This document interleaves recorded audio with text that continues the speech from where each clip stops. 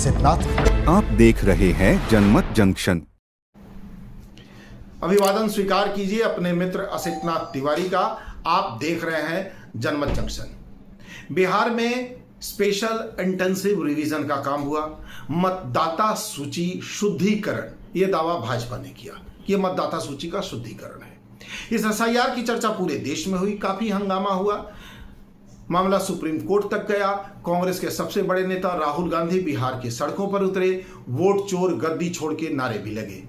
लेकिन क्या हुआ? प्रधानमंत्री नरेंद्र मोदी जी ने खुद कहा कि देश में बड़ी संख्या में घुसपैठ हुई है, दूसरे देश के लोग भारत में आए हैं।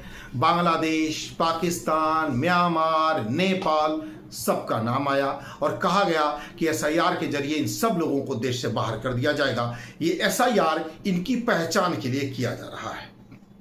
गृह विभाग के पास कोई रिपोर्ट रही होगी।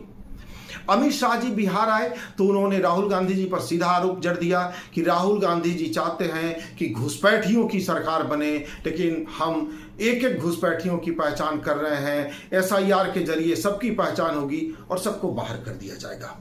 अब चुनाव आयोग ने एसआईआर कर लिया और फाइनल ड्राफ्ट भी अपलोड कर दिया है। फाइनल ड्राफ्ट लोगों के सामने है और उस फाइनल ड्राफ्ट में कितने बांग्लादेशी घुसपैठियों की पहचान हुई, कितने म्यांमारी घुसपैठियों की पहचान हुई, कितने पाकिस्तानी घुसपैठियों की पहचान हुई, कितने नेपाली घुसपैठियों की पहचान हुई और अब खुद प्रधानमंत्री नरेंद्र मोदी और गृह मंत्री अमित शाह उनके साथ क्या करेंगे, आज हम इसकी चर्चा करेंगे। लेकिन उसके पहले जान लें कि एसआईआर में हुआ क्या। इस बार के एसआईआर में 59,29,000 नाम काटे गए हैं, मतलब कम हुए हैं नाम। इसके साथ ही 21,55,000 नए नाम भी जोड़े गए हैं। बिहार में अब कुल मतदाताओं की संख्या हो गई है 7,42,00,000। एसआईआर से पहले यह संख्या थी 7,89,00,000।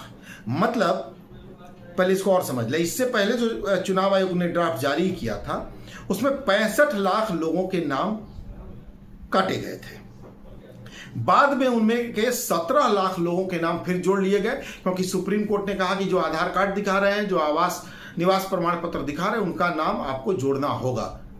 तो फिर 17 लाख वैसे लोगों के नाम चुनाव आयोग ने उन 65 लाख लोगों में से फिर जोड़ लिए। जो फाइनल ड्राफ्ट जारी हुआ है, इस फाइनल ड्राफ्ट में 22,34,000 लोगों को मृत बताया गया है, जिस पर संदेह है, क्योंकि कई लोगों का दावा है कि उनका भी नाम, हालांकि वो जिंदा है और उनका नाम भी मृत बता के काटा गया है। तो उन लोगों को 6 तारीख तक का विकल्प फिर दिया गया है कि वो 6 तारीख तक फिर कर सकते हैं। 6,85,000 लोगों के नाम 2 जगहों पर पाए गए। 6,85,000 लोगों के नाम 2 जगहों पर पाए गए हैं, तो उनका नाम भी डिलीट हुआ है। 36,44,000 लोग बताया जा रहा है कि ये कहीं और जाके बस गए हैं। ये बड़ा विवाद का विषय हो गया। 36,44,000 लोग जो घरों पर नहीं मिले, उनका नाम काट दिया गया है इनमें, जबकि चुनाव आयोग को स्पष्ट पता है कि 65,85,000 लोगों के नाम, माफ कीजिएगा, 6,85,000 लोगों के नाम 2 जगहों पर है। मतलब यह स्पष्ट पहचान हो गई कि बिहार के वो लोग जो किसी और राज्य का वोटर बन गए हैं या किसी और जगह का वोटर बन गए हैं, उनकी संख्या है 6,85,000 मात्र। तो फिर 36,44,000 लोग, ये इससे अलग है, इस 6 लाख से अलग है। 36,44,000 लोग को चुनाव आयोग ने अन्यत्र बसा करके उनका नाम हटा दिया गया है, जबकि इनका नाम दूसरी कहीं जगह पे वोटर लिस्ट में नहीं है। ये वो श्रमिक हैं, ये वो मजदूर हैं जो दूसरे राज्यों में कमाते खाते हैं। ये अपना चुनाव के समय, पर्व त्योहारों के समय बिहार आते हैं। हाँ, ये तमाम चुनाव में तो वोट नहीं करते, लेकिन ये कभी कभार वोट करते हैं। इनका नाम भी वोटर लिस्ट से हटा दिया गया है, जबकि दूसरे राज्य में इनका नाम नहीं है। ये वो श्रमिक हैं जो मिलों में काम करते हैं, खेतों में काम करते हैं, फैक्ट्रियों में काम करते हैं, अपार्टमेंट या अन्य फैक्ट्री वगैरह में गार्ड का, सिक्योरिटी गार्ड का काम करते हैं, ऑटो चलाते हैं, रिक्शा चलाते हैं, घरेलू दाई नौकर का काम करते हैं, माली का काम करते हैं, चौकीदार का काम करते हैं। ये इतने दिन की छुट्टी लेकर, इतना समय निकालकर, अपनी इतनी मजदूरी गंवाकर बिहार नहीं आ सके, अपना आधार कार्ड या अन्य कागज नहीं पेश कर सके, तो इनका नाम चुनाव आयोग ने, इन 36,44,000 बिहारियों का नाम चुनाव आयोग ने एक झटके में डिलीट कर दिया और कह दिया कि ये घरों पर नहीं मिले, जबकि इनका नाम किसी दूसरी जगह पे है भी नहीं वोटर लिस्ट में। दूसरी जगह पे जिन लोगों का नाम है वो 6,85,000 है, उनकी पहचान भी हो गई है। बावजूद इसके 36,44,000 बिहारियों का नाम वोटर लिस्ट से हटा दिया गया। उनके सबसे बड़े लोकतांत्रिक अधिकार को उनसे छीन लिया गया, उनसे लूट लिया गया। और शायद यही वजह है कि बार बार नारा लग रहा है, वोट चोर गद्दी छोड़। अब इस मामले को थोड़ा और समझते हैं। राहुल गांधी, पूरी कांग्रेस पार्टी एसआईआर के दौरान सड़कों पर थी। इन लोगों ने नारे लगाए, वोट चोर गद्दी छोड़। मामला सुप्रीम कोर्ट में गया तो सुप्रीम कोर्ट ने भी कई सारी गड़बड़ियां पकड़ी और सुप्रीम कोर्ट ने कहा कि आपको आधार को मान्यता देनी होगी, निवास प्रमाण पत्र को मान्यता देनी होगी, कुछ अन्य कागज भी उसने सुझाव दिए। सुझाव जब चुनाव आयोग ने नहीं माना तब सुप्रीम कोर्ट ने निर्देश जारी कर दिया। बोला अब हम निर्देश देते हैं कि आपको आधार को मान्य करना होगा। और जब सुप्रीम कोर्ट ने निर्देश दिया कि आपको आधार को मान्य करना होगा, उसके 48 घंटों के भीतर 17 लाख लोगों के नाम शो करने लगे, दिखाने लगा वेबसाइट पर। जो चुनाव आयोग हटा चुका था उसे उसने अपलोड किया। 17 लाख लोगों के नाम चुनाव आयोग ने अपलोड किए। बाद में सुप्रीम कोर्ट को यह कहना पड़ा कि कोई भी गड़बड़ी पाई गई तो हम आपकी पूरी प्रक्रिया रद्द कर देंगे। निश्चित तौर पर चुनाव आयोग दबाव में आया। चुनाव आयोग किसी बहुत बड़ी गड़बड़ी की अगर साजिश में शामिल भी होगा तो सुप्रीम कोर्ट की सख्ती के बाद उसे थोड़ा डर तो हुआ ही होगा। खैर, अब राहुल गांधी कांग्रेस पार्टी जब सड़कों पर थे, एससी में मुकदमा चल रहा था, तो चुनाव आयोग थोड़ा लाइन पर आया। जीरो एड्रेस, आपको याद होगा कि शून्य एड्रेस पर हजारों मतदाताओं का नाम दर्ज कर दिया गया था। पता शून्य, न गांव का नाम, न घर का नाम, न गली का नाम, न मोहल्ले का नाम, न वार्ड का नाम, पता क्या है? जीरो पता पर लाखों वोटर जोड़ दिए गए थे। एक एक घर ऐसे बताए गए कि एक एक घर में कहीं 4,000 वोटर, कहीं 1,400 वोटर, कहीं 1,700 वोटर, कहीं 700 वोटर, कहीं 800 वोटर। और जब मीडिया वाले गए उन घरों में तो पता चला कि कोई झोपड़ी है जिसमें मुश्किल 4-5 लोग रह सकते हैं। 10 बाई 10 के कमरे में भी हजारों वोटर दिखा दिए गए थे।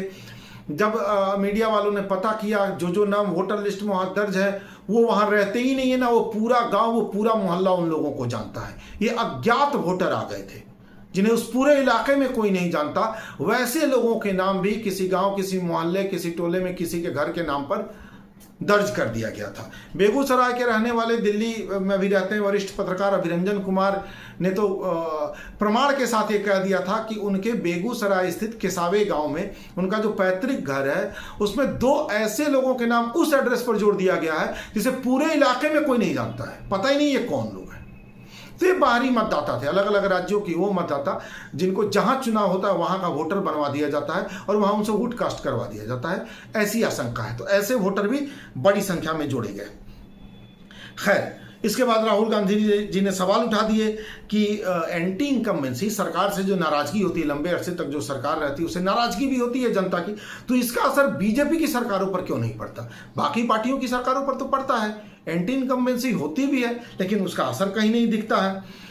तकनीक बढ़ी है, मशीनें बढ़ी हैं, चुनाव के तरीके बढ़े हैं, हर जगह मशीनें लगाई गई हैं, फिर भी महीनों चुनाव चलता है। जैसे पहले बैलेट वाला चुनाव चलता था, 4-4 चरण, 5 चरण, 6 चरण, वैसे ही मशीन से भी चुनाव क्यों करवाया जा रहा है भाई? अब तो वो जमाना है नहीं, उतना समय लगता नहीं है चुनाव कराने में, तो भी क्यों हो रहा है? इसके अलावा चुनाव आयोग जो इलेक्ट्रॉनिक डेटा होता है वो तुरंत क्यों डिलीट कर देता है? वो देता क्यों नहीं, वो जारी क्यों नहीं करता? कोर्ट के मांगने पर भी नहीं देता है, कहता है डिलीट हो कर दिया। क्यों इतनी जल्दी में चुनाव आयोग सारे डेटा क्यों डिलीट करता है? उसे कौन सा झूठ छुपाना रहता है कि वो जल्दी जल्दी सारे सबूत मिटाता है? ये भी राहुल गांधी जी ने सवाल उठाया। चुनाव आयोग सीसीटीवी फुटेज क्यों नहीं देता? जहां चुनाव होता है बूथ पर सीसीटीवी लगा रहता है, जहां काउंटिंग होती है वहां भी सीसीटीवी फुटेज लगा रहता है, चुनाव आयोग ये भी उपलब्ध नहीं कराता। कहता है ये हमारी गोपनीयता के खिलाफ है। आपने मुख्य चुनाव आयुक्त को सुना होगा, ज्ञानेश जी ने कहा था कि माताएं बहनें वहां वोट डालने जाती हैं, हम किसी की माताओं बहनों का फुटेज नहीं दे सकते। अरे, आप किसी की माताओं बहनों का फुटेज रिकॉर्ड कर सकते हैं, उसे खुद देख सकते हैं, अपने पास रख सकते हैं, कोर्ट को नहीं दे सकते। और माताएं बहनें वहां वोट ही डालने तो जाती हैं भाई, वो सड़कों से पैदल ही चल के जाती हैं, पूरा समाज उनको देखता है। और जब वो हमारी माताएं बहनें, हमें कोई आपत्ति नहीं है, तो ज्ञानेश कुमार को क्यों आपत्ति है? लेकिन चुनाव आयोग ने कहा कि नहीं, वो फुटेज हम नहीं दे सकते, माताएं बहनें वोट डालती हैं, इसलिए पूरी भाजपा ने उनके इस बयान का अद्भुत तरीके से सपोर्ट किया। खैर, अब जब एसआईआर की पूरी प्रक्रिया हो गई तो चुनाव आयोग कह रहा है कि हमें बिहार में एक भी विदेशी नागरिक नहीं मिला। हमें बिहार में कोई घुसपैठिया नहीं मिला। और पूरी एसआईआर के दौरान भाजपा ने सिर्फ एक ही बात कही, भाजपा नहीं, खुद प्रधानमंत्री ने, देश के सर्वोच्च पद पर बैठा आदमी, देश का गृह मंत्री, घुसपैठिए आ गए हैं, घुसपैठिए चुनाव को प्रभावित कर रहे हैं, राहुल बाबा घुसपैठियों को बचाना चाहते हैं, एसआईआर के बाद हम घुसपैठियों को निकालेंगे। तो अमित शाह जी कितने मिले? चुनाव आयोग तो कह रहा है एक भी नहीं। प्रधानमंत्री नरेंद्र मोदी जी कितने मिले? चुनाव आयोग तो कह रहा है एक भी नहीं। अब कल्पना कीजिए कि मामला अगर सुप्रीम कोर्ट नहीं गया होता तो ये चुनाव आयोग क्या करता, ये अमित शाह क्या करते, ये नरेंद्र मोदी क्या करते, और बिहार का चुनाव कैसा होता।